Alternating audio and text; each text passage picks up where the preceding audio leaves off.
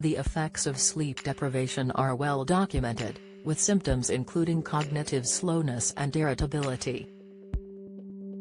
When deprivation becomes chronic, however, more serious side effects such as high blood pressure and visual problems may arise.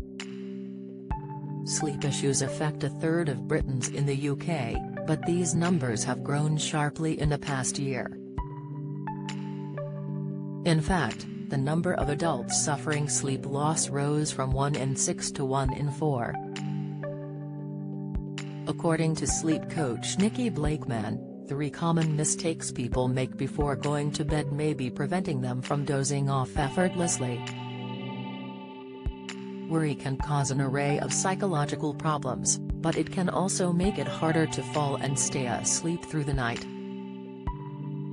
In fact, a large number of studies have revealed that worry is one of the main precursors of sleeplessness. Surveys carried out over the past few years have found worry-related sleep problems were particularly pronounced among mothers. Nikki Blakeman suggests that this could be fixed by efficiently managing stressors that arise during the day. How to sleep, the pre-bedtime trick that has similar effect to sleep medicine. She explained, the problem many people have is they don't deal with their anxious thoughts during the day, so they're left to deal with them at bedtime when our minds are at their least rational. A body of research has found that writing to-do lists could help offload stressful thoughts from one's conscience, helping them doze off more quickly. You're much better at problem-solving in the daytime than when you're lying in bed at night, so come up with a plan during the day, added Blakeman.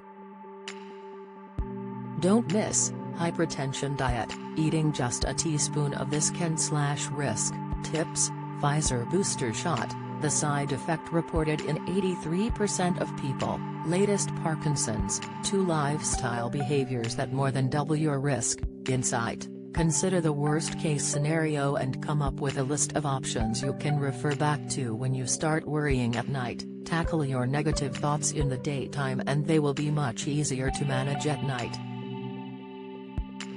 According to Blakeman, another issue at play with sleep difficulty is focusing too hard on falling asleep.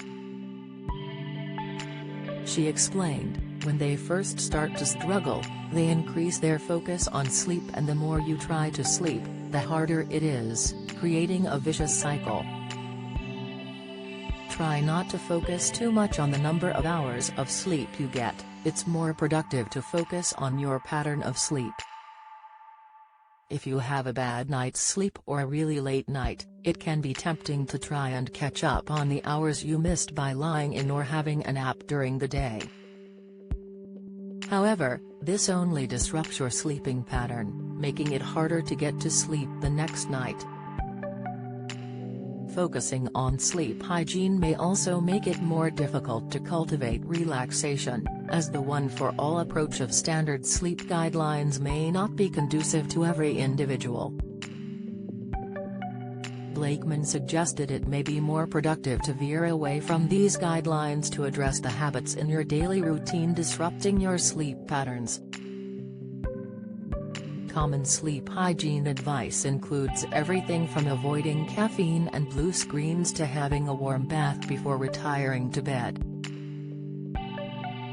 One of the biggest mistakes people make when they are struggling to get sleep is focusing only on sleep hygiene or standard sleep advice, said Blakeman. If you can't sleep, most of the advice is to cut out blue light, create a restful environment and take a bath before bed, etc.